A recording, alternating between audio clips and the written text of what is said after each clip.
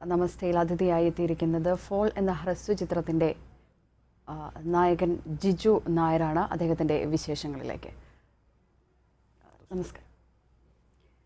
ഒരു വളരെ വ്യത്യസ്തമായ ഒരു ഹ്രസ്വ ചിത്രമാണിത്. കാരണം ആരും പ്രതീക്ഷിക്കാത്ത രീതിയിലുള്ള ഒരു തീമുമൊക്കെയായാണ് ഈ ഒരു ഹ്രസ്വ ചിത്രം എത്തിയിരിക്കുന്നത് എന്ന് തന്നെ നമുക്ക് പറയാൻ കഴിയും. ഇത്തരത്തിൽ ഒരു തീം എടുത്തുകൊണ്ട് ഇങ്ങനെ ഒരു ഷോർട്ട് ഫിലിം ചെയ്യാനുണ്ടായിട്ടുള്ളൊരു സാഹചര്യം എന്താണ്? ഈ ഷോർട്ട് ഫിലിം എടുക്കാനുള്ള ഒരു first of all thank you for Jai Hind for featuring us.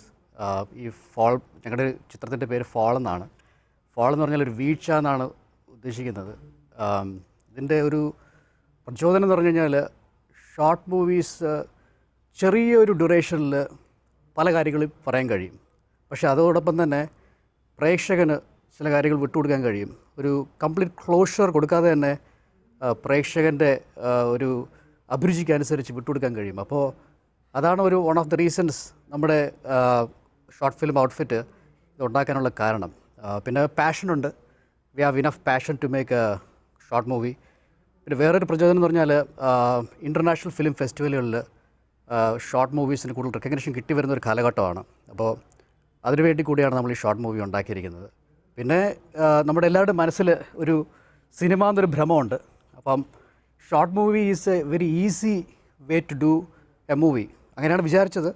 പക്ഷേ as it ended up we spend the same amount of effort. നമ്മളൊരു ലോങ് മൂവി, ഫീച്ചർ മൂവി ചെയ്യുന്ന അത്ര എഫേർട്ട് തന്നെ എടുത്തു എന്നാണ് എൻ്റെ ഒരു വിശ്വാസം. ഇതൊക്കെയാണ് നമ്മുടെ പ്രചോദനങ്ങൾ.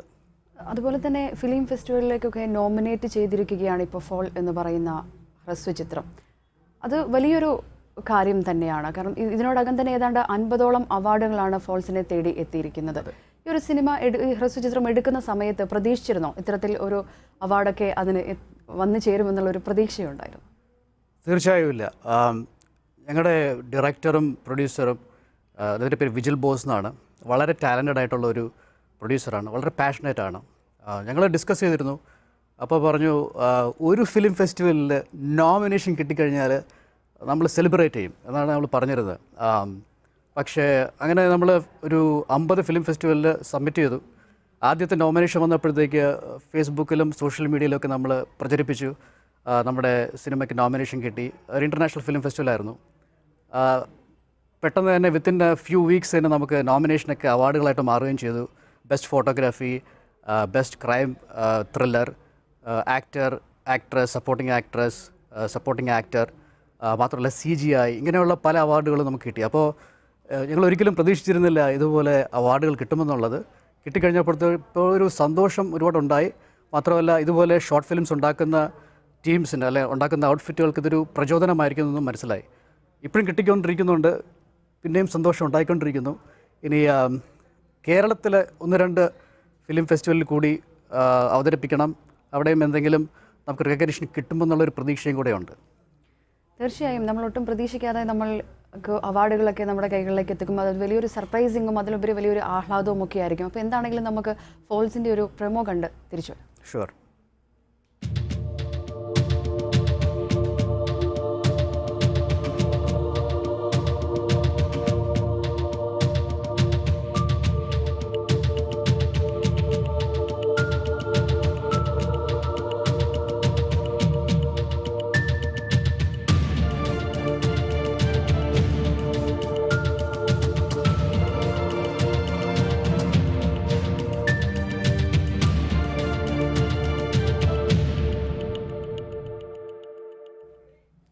വളരെ വ്യത്യസ്തമായിട്ടുള്ള ഒരു തീമാണ് ഫോൾസിലുള്ളത്. യുദ്ധം കഴിഞ്ഞ് മടങ്ങുമ്പോൾ, അല്ലെങ്കിൽ ആ സൈനികർ അത് കഴിഞ്ഞ് മടങ്ങുമ്പോൾ ഉണ്ടാകുന്ന അവരുടെ മെൻ്റലി ഉള്ള ഒരു സ്ട്രെസ്സും കാര്യങ്ങളും, അത് സാങ്കല്പികമാണോ അല്ലെങ്കിൽ അത് യഥാർത്ഥത്തിലുള്ളതാണോ എന്നുള്ള ഒരു കൺഫ്യൂഷൻ എപ്പോഴും ആളുകൾക്ക് ഉണ്ടാവാറുണ്ട്. അത്തരത്തിലുള്ള ഒരു തീമാണ് ഈ ഫോൾസിലുള്ളത്. അതിനെക്കുറിച്ച് എന്താണ്?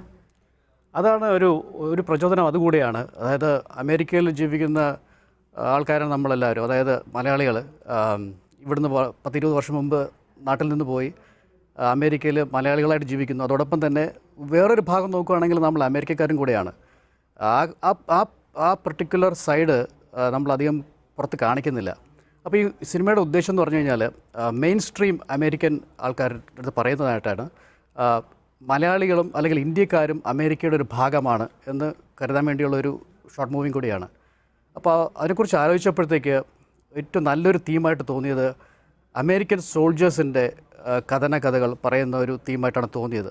അതായത് വാഷിങ്ടൺ ഡി സിയിൽ, ഞങ്ങൾ താമസിക്കുന്ന വാഷിങ്ടൺ ഡി സിയിൽ ഒരുപാട് പട്ടാളക്കാർ ഡിപ്ലോയ്മെൻറ്റ് ഇറാഖിലോ അല്ലെങ്കിൽ ബാക്കിയുള്ള സ്ഥലങ്ങളിൽ അഫ്ഗാനിസ്ഥാനിലോ പോയിട്ട് തിരിച്ചു വരുന്ന സംഭവങ്ങളുണ്ട്.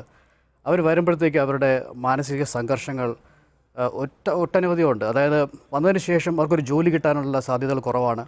അതോടൊപ്പം തന്നെ മെഡിക്കൽ പ്രോബ്ലംസ് ഉണ്ട്. മെഡിക്കൽ ട്രീറ്റ്മെൻറ്റിനുള്ള പൈസ അവർക്ക് കിട്ടാറില്ല മുഴുവൻ. അപ്പോൾ അവരെന്താ ഉണ്ടാകുമെന്ന് വെച്ചാൽ ചെറിയ ജോലികളിൽ കയറുകയും അതോടൊപ്പം തന്നെ ഈ മാനസിക സംഘർഷങ്ങൾ അവർ വേറൊരു രീതിയിലേക്ക് തള്ളി വിടുകയും ചെയ്യുന്നുണ്ട്. അത് വയലൻസ് ആയിട്ട് മാറാം, അല്ലെങ്കിൽ വേറെന്തെങ്കിലും കുടുംബാന്തരീക്ഷത്തിലുള്ള പ്രശ്നങ്ങളായിട്ട് മാറാം. അപ്പം അങ്ങനെയുള്ളൊരു വളരെ പെർട്ടിക്കുലറായിട്ടുള്ള സ്പെസിഫിക് ആയിട്ടുള്ള ഒരു അമേരിക്കൻ തീമിനെ നമ്മളെടുത്ത് കാണിക്കേണ്ട ഒരു ആവശ്യം വന്നു. അവരുടെ ആ പ്രശ്നങ്ങൾ മെയിൻ സ്ട്രീമിലേക്ക് കാണിക്കാനുള്ള ഒരു ഉദ്ദേശം കൂടെയായിരുന്നു ഈ ഫോളിൻ്റെ തീം. അതിൽ കുറച്ച് നമ്മൾ വളരെ സക്സസ്ഫുൾ ആയെന്നാണ് എൻ്റെ ഒരു വിശ്വാസം. ആ സിനിമ കാണുകയാണെങ്കിൽ മാനസിക സംഘർഷങ്ങളും പിരിമുറുക്കങ്ങളും കാണിക്കാൻ ശ്രമിച്ചിട്ടുണ്ട്. കുറച്ച് CGI ഗ്രാഫിക്സ് ഉപയോഗിച്ച് കാണിക്കുന്നുണ്ട്. ചിലത് പിന്നെ വളരെ നാച്ചുറലായിട്ട് തന്നെ കാണിക്കുന്നുണ്ട്, ഓർഗാനിക്കായിട്ട് തന്നെ കാണിക്കുന്നുണ്ട്. അത് ഒരു മറ്റുള്ള ആൾക്കാർക്ക് അത് മനസ്സിലാകുമെന്നും അതിലേക്കുള്ള ആ പ്രശ്നങ്ങളിലേക്ക് കൂടുതൽ അറ്റൻഷൻ ഉണ്ടാകുമെന്നുള്ളൊരു പ്രതീക്ഷയിലാണ് നമ്മളിത് എടുത്തിരിക്കുന്നത്. തീർച്ചയായും ഒരു ഹ്രസ്വചിത്രം എന്ന് പറയുമ്പോൾ നമ്മൾ അത്ര വലിയൊരു പ്രതീക്ഷകളും അല്ലെങ്കിൽ അതിൻ്റെ ഒരു ക്വാളിറ്റി കാര്യങ്ങളൊന്നും അത്ര വലിയൊരു പ്രതീക്ഷ ഉണ്ടാവില്ല. ഫോൾ എന്ന് പറയുന്ന ഒരു സിനിമ ഒരു മുഴുനീള ചിത്രത്തിൻ്റെ തന്നെ എല്ലാവിധ സംവിധാനങ്ങളോടും കൂടി തന്നെയാണ് അതിൻ്റെ എല്ലാ പ്രവർത്തനങ്ങളും നടന്നിട്ടുള്ളത് എന്നുള്ള അതിൻ്റെ ഒരു പ്രൊമോയിൽ നിന്ന് തന്നെ നമുക്ക് മനസ്സിലാക്കാൻ പറ്റും. എന്തുകൊണ്ടാണ് ഇത്രയും അധികം ഒരു മുഴുനീള ചിത്രത്തിൻ്റെ എല്ലാ അകമ്പടിയോടുകൂടിയുള്ള ഒരു ഷോർട്ട് ഫിലിമാണ് ഇത്? ആ ഒരു അത്തരത്തിൽ എങ്ങനെയാണ് അതിലേക്ക് എത്തുന്നത്, ഒരു മുഴുനീള സിനിമയുടെ രീതിയിലേക്ക്? പാഷൻ ഒന്നുകൊണ്ട് മാത്രമാണ് നമ്മളവിടെ എത്തിച്ചേർന്നിരിക്കുന്നത്. ഫണ്ടിങ് അല്ലെങ്കിൽ സ്റ്റുഡിയോ സെറ്റപ്പ്, CGI ഗ്രാഫിക്സിനുള്ള സംവിധാനങ്ങൾ ഇതൊക്കെ വളരെ കുറവായിരുന്നു. അപ്പോൾ ഞാൻ എന്തുകൊണ്ടാണ് പാഷൻ എന്ന് പറഞ്ഞതെന്ന് വെച്ച് കഴിഞ്ഞാൽ, നമ്മൾ തുടങ്ങിയത് ഒരു ഷോർട്ട് ഫിലിമായിട്ടാണ്, ചെറിയൊരു ഫിലിമായിട്ട് തുടങ്ങി. ചെയ്തു വന്നപ്പോഴത്തേക്ക് പ്രിവ്യൂസ് ചെയ്തപ്പോൾ അല്ലെങ്കിൽ മറ്റുള്ള ആൾക്കാരെ കാണിച്ചപ്പോഴത്തേക്ക് ഒരുപാട് അഭിപ്രായങ്ങൾ കിട്ടി. അപ്പോൾ നമ്മൾ നോക്കി, എന്തായാലും നമ്മുടെ നാട്ടിൽ പറയുന്ന പോലെ എന്തായാലും നനഞ്ഞു, ഇനി കുളിച്ച് കയറാം എന്നുള്ളൊരു ചിന്തയും കൂടെ ഉണ്ടായിരുന്നു. മാത്രമല്ല അമേരിക്കയിൽ ഉള്ളൊരു ഗുണം എന്ന് വെച്ച് കഴിഞ്ഞാൽ ഒരുപാട് ഷോർട്ട് ഫിലിംസിനെ സപ്പോർട്ട് ചെയ്യുന്ന ഒരുപാട് ഗ്രൂപ്പ്സ് ഉണ്ട്. ഇവിടെ പറയാൻ ഒരു ലോങ് ലിസ്റ്റ് തന്നെ ഇവിടെ ഉണ്ട്. പക്ഷേ ഷോർട്ട് ഫിലിമിനെ സപ്പോർട്ട് ചെയ്യുന്ന ഒരുപാട് ഇൻഫ്രാസ്ട്രക്ചർ ഉണ്ട്. അപ്പോൾ അവരുമായിട്ട് കൂടി ചേർന്ന് നോക്കിയപ്പോഴത്തെ അവർ പറഞ്ഞു, ഈ ചെറിയ ലിമിറ്റഡ് ആയിട്ടുള്ള കാര്യങ്ങൾ ഉപയോഗിച്ച് തന്നെ നിങ്ങൾക്കൊരു ഫീച്ചർ ക്വാളിറ്റി ഒരു ഷോർട്ട് ഫിലിം ചെയ്യാൻ കഴിയും. പക്ഷേ ഇന്ന കാര്യങ്ങൾ ഇതിൽ ചെയ്യണം, നിങ്ങൾ റിസർച്ച് ചെയ്യണം. അപ്പോൾ ഫിലിം ചെയ്യുന്നതിന് മുമ്പേ നമ്മുടെ ഡയറക്ടർ വിജിൽ ബോസ് അദ്ദേഹം ഒരു 3 മാസത്തോളം റിസർച്ച് ചെയ്തു. ഏതൊക്കെ ക്യാമറ ഉപയോഗിക്കണം, അല്ലെങ്കിൽ ഏതൊക്കെ ലൊക്കേഷൻസ് നമ്മൾ കാണണം, CGI ഗ്രാഫിക്സ് ഉപയോഗിക്കാനുള്ള സോഫ്റ്റ്വെയർ ഏതൊക്കെ വാങ്ങിക്കണം, പിന്നെ ലൈറ്റിങ്ങിനുള്ള കാര്യങ്ങൾ, ഇങ്ങനെയുള്ള ഒരുപാട് പ്ലാനിങ് സ്റ്റേജ് ഒരു 3 മാസത്തോളമെങ്കിലും അദ്ദേഹം ചെയ്തിട്ടുണ്ടാകും. പിന്നെ എങ്ങനെയാണ് നമ്മളത് പ്രചരിപ്പിക്കേണ്ടത്, ഇത് കിട്ടിക്കഴിഞ്ഞാൽ എങ്ങനെയാണ് ഷോർട്ട് ഫിലിം പ്രചരിപ്പിക്കേണ്ടത്, ഏതൊക്കെ ഫിലിം ഫെസ്റ്റിവലിൽ സബ്മിറ്റ് ചെയ്യണം, ഇങ്ങനെയുള്ള ഒരുപാട് പ്രിപ്പറേഷൻ കഴിഞ്ഞതിന് ശേഷമാണ് നമ്മൾ ഒരു 6 മാസത്തോളം എല്ലാ വീക്കെൻഡുകളിലും ശനി ഞായറുകളിൽ മാത്രം എടുത്ത ഒരു ചിത്രമാണിത്. ഒരുപാട് എഫേർട്ടും പ്രിപ്പറേഷനും ഇതിൽ നടന്നിട്ടുണ്ട്. അപ്പോൾ അതിൻ്റെ ഒരു റിഫ്ലക്ഷൻ ആയിരിക്കാം നിങ്ങൾ ഈ സിനിമയിൽ കാണുന്നത്. തീർച്ചയായും അത്രയും നല്ലൊരു ക്വാളിറ്റിയിൽ ഉള്ളൊരു സിനിമ ആയതുകൊണ്ട് തന്നെയാണ് നിരവധി പുരസ്കാരങ്ങൾ ഫോൾസിനെ തേടിയെത്തിയത് എന്ന് തന്നെ നമുക്ക് പറയാൻ കഴിയും. അത് തീർച്ചയായും പാഷൻ ഒന്നുകൊണ്ട് മാത്രമാണ് നമുക്കതിനെ അത്രയും ഡെപ്തിലേക്ക് ഇറങ്ങി അതിനെ ആ ആഴത്തിൽ ഉൾക്കൊണ്ടുകൊണ്ട് തന്നെ നമുക്കത് ചെയ്യാൻ കഴിഞ്ഞിട്ടുള്ളത് എന്ന് നമുക്കതിൻ്റെ പ്രൊമോസിലൂടെ തന്നെ മനസ്സിലാക്കാൻ കഴിയുന്ന ഒന്നാണ്. അതിനോടൊപ്പം തന്നെ അമേരിക്കൻ മലയാളി എന്ന് പറയുമ്പോൾ നമുക്ക് തീർച്ചയായും ഒരു അത്ഭുതം തോന്നും. കാരണം അമേരിക്കയിലുള്ളവരൊക്കെ ഇത്തരത്തിലൊരു ഹ്രസ്വ ചിത്രത്തിലേക്ക്, കാരണം വളരെ തിരക്കേറിയ ഒരു ജീവിതമാണ് എപ്പോഴും അവരുടേത്. ഈ തിരക്കുകൾക്കിടയിലേക്കും എങ്ങനെയാണ് ഒരു ഹ്രസ്വ ചിത്രത്തിലേക്ക് ഒരു ഷോർട്ട് ഫിലിം ചെയ്യാം എന്നൊരു തീരുമാനത്തിലേക്ക് എത്തുന്നത്? അത് വളരെ നല്ലൊരു ചോദ്യമാണ്.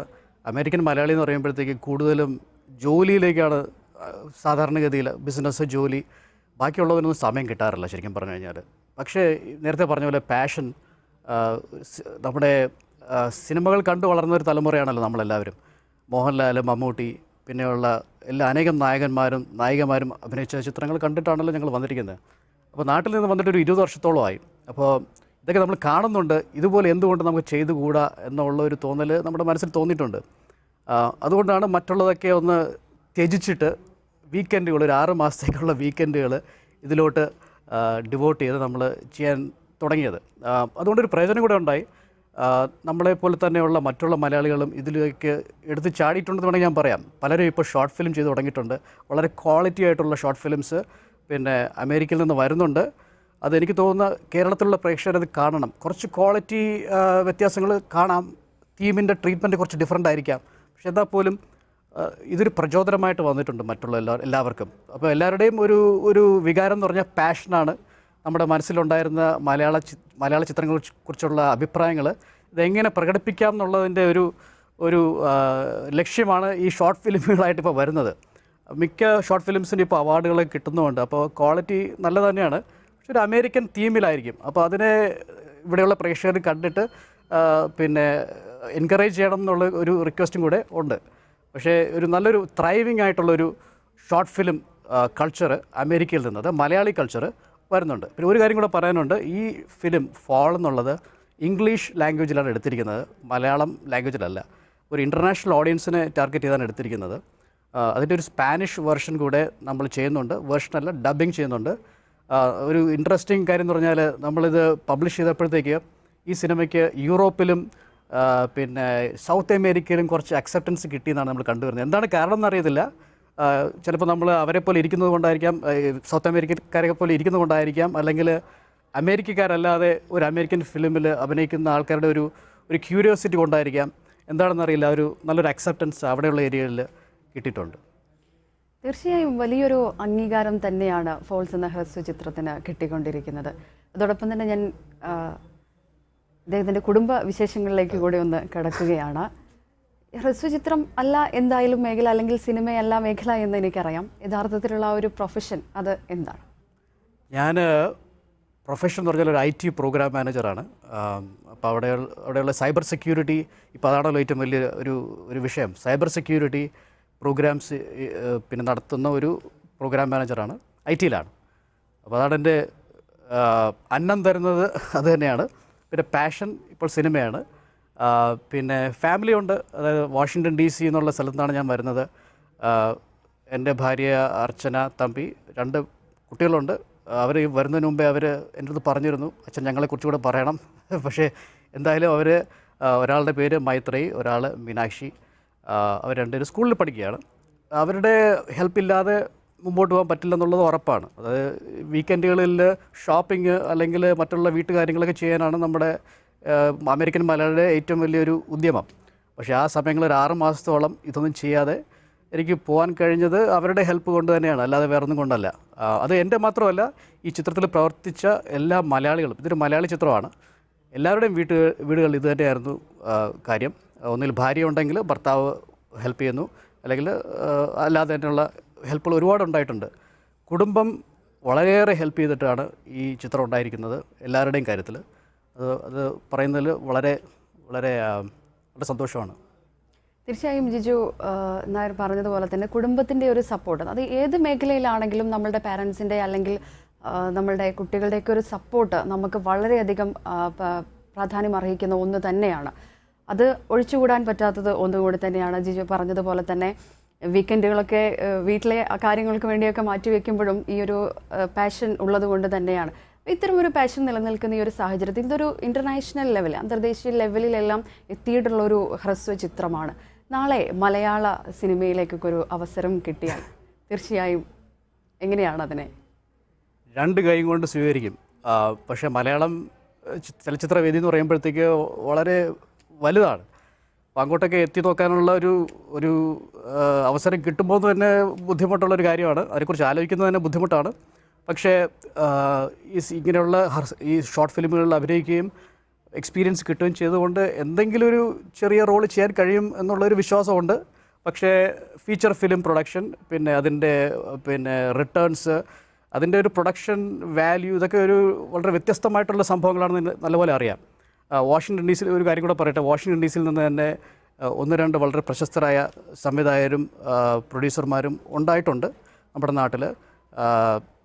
അപ്പോൾ അതിനെക്കുറിച്ച് അത് വളരെ അവരുടെ നിന്ന് കേട്ട ചില കാര്യങ്ങളനുസരിച്ച് റിട്ടേൺ ഓഫ് ഇൻവെസ്റ്റ്മെൻ്റ് ഒക്കെ അനുസരിച്ചാണല്ലോ വലിയ വലിയ ചിത്രങ്ങൾ ചെയ്യുന്നത്. എന്നാൽ പോലും ഒരു ചെറിയൊരു റോൾ കിട്ടുകയാണെങ്കിൽ 2 കൈയും നീട്ടി സ്വീകരിക്കും എന്നുള്ളതിന് യാതൊരു സംശയമില്ല. തീർച്ചയായും അത് പറഞ്ഞപ്പോൾ ഞാൻ മറ്റൊരു കാര്യം എൻ്റെ ഓർമ്മയിലേക്ക് പെട്ടെന്ന് വരികയായിരുന്നു. ഈ ഒരു സിനിമ ചെയ്യുന്ന സമയത്ത് അല്ലെങ്കിൽ ഹ്രസ്വ ചിത്രത്തിൽ അഭിനയിക്കുന്ന സമയത്ത് ആരെയായിരുന്നു റോൾ മോഡലാക്കാൻ ശ്രമിച്ചിരുന്നത്, അല്ലെങ്കിൽ മനസ്സിലേക്ക് ഓടി വന്നിരുന്നൊരു നായകൻ അതാരായിരുന്നു? അതൊരു വളരെ ചിന്തിപ്പിക്കുന്ന ഒരു ചോദ്യമാണ്. ഇതൊരു നായക പരിവേഷമുള്ള ഒരു ചിത്രമല്ല. ഇതിൽ ഒരു ചെറിയൊരു എക്സാമ്പിൾ പറയാം. മേക്കപ്പ് ചെയ്തൊരു മഞ്ജു എന്നൊരു പാഷനുള്ള ഒരു കുട്ടിയാണ് മേക്കപ്പ് ചെയ്തത്. ഞാൻ എല്ലാ ദിവസവും ചെല്ലുമ്പോഴത്തേക്ക് എന്നെ മേക്കപ്പ് ചെയ്യുന്നതിന് മേക്ക് ഡൗൺ ചെയ്യുമായിരുന്നു. അതായത് സെറ്റിലിട്ട് ചെല്ലുമ്പോഴത്തേക്ക് കരി വാരി തേക്കുന്ന ഒരു ഇതായിരുന്നു, അനുഭവമായിരുന്നു. എന്ന് വെച്ച് കഴിഞ്ഞാൽ ഈ ക്യാരക്ടറിൽ മേക്കപ്പില്ല, ഒരുപാട് പ്രശ്നങ്ങൾ വഴി പോകുന്ന ഒരു ക്യാരക്ടറായിരുന്നു. അപ്പോൾ മുഖത്ത് കറുപ്പ് തേക്കുക, അല്ലെങ്കിൽ കണ്ണിന് ചുറ്റും കറുപ്പ് തേക്കുക, മുടി പാറി ഇടുക, ഇങ്ങനെയുള്ള ഒരു തരത്തിലുള്ള ഒരു ട്രീറ്റ്മെൻ്റ് ആയിരുന്നു ഈ ക്യാരക്ടറിലുള്ളത്. അപ്പോൾ ഞാൻ ആലോചിക്കുന്നുണ്ടായിരുന്നു, ഇതൊരു മെയിൻ ക്യാരക്ടർ ആണെങ്കിലും എന്നെ മേക്ക് ഡൗൺ ചെയ്യുകയാണല്ലോ, അതെങ്ങനെ ഇരിക്കും എന്നുള്ളൊരു ചിന്ത ഉണ്ടായിരുന്നു. അപ്പോൾ അതുകൊണ്ടാണ് ഇത് ആ രീതിയിലോട്ട് വന്ന് ചേർന്നിരിക്കുന്നത്, അത് ഇത്ര റെക്കഗ്നിഷൻ കിട്ടിയിരിക്കുന്നത് അതുകൊണ്ടാണ്. പക്ഷേ റോൾ മോഡൽ നല്ല ക്വസ്റ്റ്യനാണ്. പ്രത്യേകിച്ചും റോൾ മോഡലൊന്നും ഇല്ലായിരുന്നു. പക്ഷേ നമ്മൾ കണ്ട് വളർന്ന നായകന്മാരും അവരുടെ പരിവേഷങ്ങളൊക്കെ മനസ്സിലെപ്പോഴും ഉണ്ടായിരുന്നു. ജേസൺ ബോൺ ഐഡൻറ്റിറ്റി എന്നൊരു സിനിമ ഇറങ്ങിയിട്ടുണ്ട് കുറച്ചു കാലം മുമ്പ്. കുറച്ച് പുസ്തകങ്ങൾ ഇറങ്ങിയിട്ടുണ്ട്. ആ പുസ്തകം വായിച്ചതിൻ്റെ ഒരു അനുഭവം മനസ്സിലുണ്ടായിരുന്നു. അതിലെപ്പോഴും നായകനെ വേട്ടയാടപ്പെടുന്ന ഒരു പ്രതീതിയാണ് അതിലുള്ളത്. അപ്പോൾ അത് മനസ്സിലുണ്ടായിരുന്നു. പക്ഷെ അല്ലാതെ ഒരു പ്രത്യേക ഒരു നായകനെ കോപ്പി ചെയ്യാനോ അല്ലെങ്കിൽ അതിനുള്ള കഴിവുണ്ടോ എന്ന് എനിക്കറിയത്തില്ല. അതുകൊണ്ട് അത് ഉദ്യമിക്കുന്നത് തന്നെ തെറ്റായിരിക്കും. പക്ഷേ അവരുടെയൊക്കെ നമുക്ക് കണ്ട് പരിചയിച്ച എല്ലാ നായകന്മാരുടെയും അനുഭവങ്ങൾ അല്ലെങ്കിൽ പ്രതിച്ഛായ മനസ്സിലെപ്പോഴും ഉണ്ടായിരുന്നു. അപ്പം അത് വെളിയിൽ വന്നിരിക്കാം എവിടെയെങ്കിലുമൊക്കെ. പ്രേക്ഷകർ പറയട്ടെ. തീർച്ചയായും മറ്റൊരു കാര്യമുള്ളത്, ഇതിൻ്റെ ഒരു പ്രമോ ഇപ്പോൾ സ്വാഭാവികമായിട്ടും വീട്ടിലെ കുട്ടികളും വൈഫും ഒക്കെ കണ്ട് കഴിഞ്ഞിരിക്കും. അപ്പോൾ അവർ എങ്ങനെയാണ് പ്രതികരിച്ചത്? വൈഫിൻ്റെയും കുട്ടികളുടെ ഒരു പ്രതികരണം എങ്ങനെയായിരുന്നു? വളരെ നല്ല ചോദ്യമാണ്. പിന്നെയും എങ്ങനെ പറയണമെന്ന് എനിക്ക് അറിഞ്ഞൂടാ. നമ്മുടെ ഫാമിലിയാണ് നമ്മുടെ ഏറ്റവും വലിയ ക്രിട്ടിക്സ് എന്നുള്ളതാണ് എൻ്റെ അഭിപ്രായം. അത് ആരടുത്ത് ചോദിച്ചാലും മനസ്സിലാവും. അപ്പം കണ്ടു കഴിഞ്ഞപ്പോഴത്തേക്ക് ഭാര്യയും കുട്ടികളും പറഞ്ഞു, അച്ഛാ ഇങ്ങനെയാണോ അഭിനയിച്ചിരിക്കുന്നത്? എൻ്റെ അടുത്ത് 2 പ്രാവശ്യം ചോദിച്ചു. പിന്നെ അത് അങ്ങനെ ഒരു നാച്ചുറലായിട്ടുള്ള റിയാക്ഷൻ നമ്മൾ പ്രതീക്ഷിച്ചാൽ മതി. പക്ഷേ അവരുടെ മനസ്സിൽ അവർ വളരെ അഭിമാനം കൊള്ളുന്നുണ്ടെന്നാണ് എൻ്റെ ഒരു വിശ്വാസം. പക്ഷേ നമ്മുടെ ഒരു മലയാളി കൾച്ചർ അങ്ങനെയാണല്ലോ, നമ്മൾ സെൽഫ് ക്രിട്ടിക്സാണ്. നമ്മുടെ തന്നെ വർക്ക് നമ്മൾ ക്രിട്ടിസൈസ് ചെയ്യും. അത് നല്ലൊരു കാര്യമാണ്. അപ്പോൾ അങ്ങനെയുള്ള രീതിയിൽ സംഭവിച്ചിട്ടുണ്ട്.